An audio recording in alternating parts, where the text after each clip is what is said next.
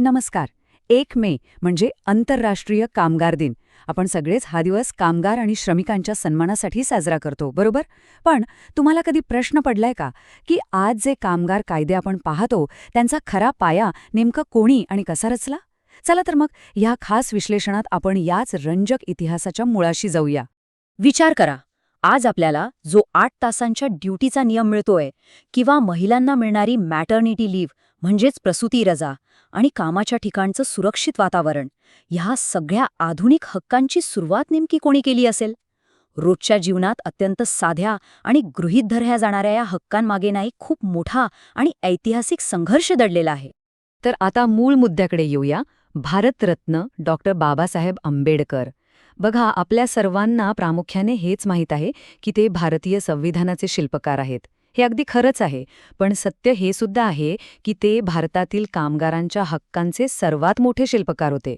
त्यांनी कामगार वर्गाच्या अधिकारांना जो काही आकार दिलाय ना, तो खरोखरच अकल्पनीय आहे आणि याबद्दल प्रत्येकाला माहिती असायलाच हवी. ऐतिहासिक निर्णय 1942 ते 1946.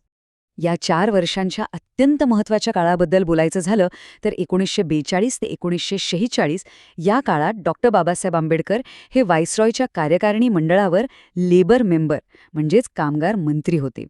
त्यांनी फक्त हे पद भूषवलं नाहीये, तर या अधिकाराचा इतका प्रभावी वापर केला की कामगारांच्या हितासाठी काही अत्यंत क्रांतिकारी निर्णय घेतले गेले.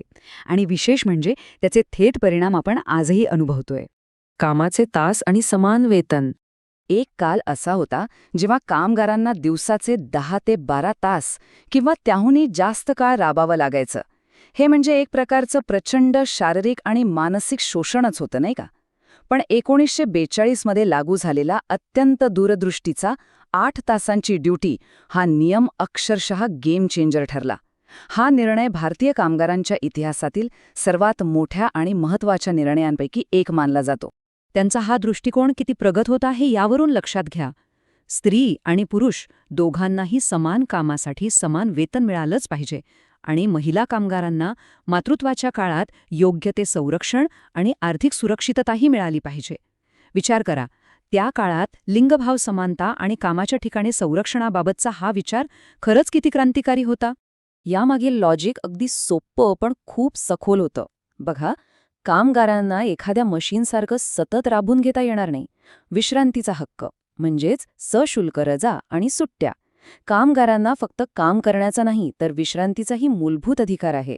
हा विचारच मुळात कामगारांना केवळ मजूर न मानता माणूस म्हणून जगण्याचा हक्क देणारा होता. महिलांचे हक्क आणि सामाजिक सुरक्षा. आता इथे एक अत्यंत रंजक आणि महत्त्वाची गोष्ट पहा. आज आपण ज्या आर्थिक सुरक्षा जाळ्यावर अवलंबून असतो ते याच ऐतिहासिक धोरणांवर पूर्णपणे आधारित आहे.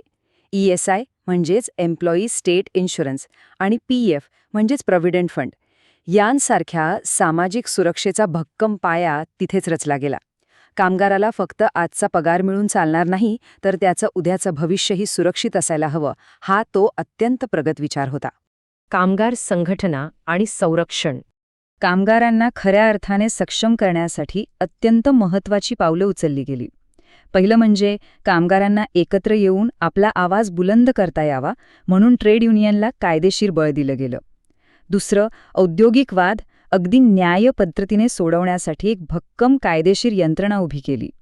आणि तिसरं म्हणजे खाण, कारखाने आणि रेल्वे यांसारख्या अत्यंत धोकादायक क्षेत्रात काम करणाऱ्या कामगारांसाठी सुरक्षितेचे कडक नियम लागू केले.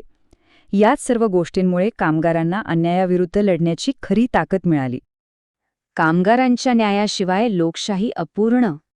तर इथला सर्वात क्रुशियल मुद्दा असा आहे की श्रमिकांच्या न्यायाशिवाय लोकशाही पूर्ण होऊ शकत नाही. हे वाक्य खूप काही सांगून जातं. बाबासाहेबांच्या या दृष्टिकोनानुसार सामाजिक न्याय आणि आर्थिक न्याय हे एकमेकांमध्ये इतके घट्ट गुंफलेले आहेत की एकाशिवाय दुसरा अस्तित्वातच राहू शकत नाही.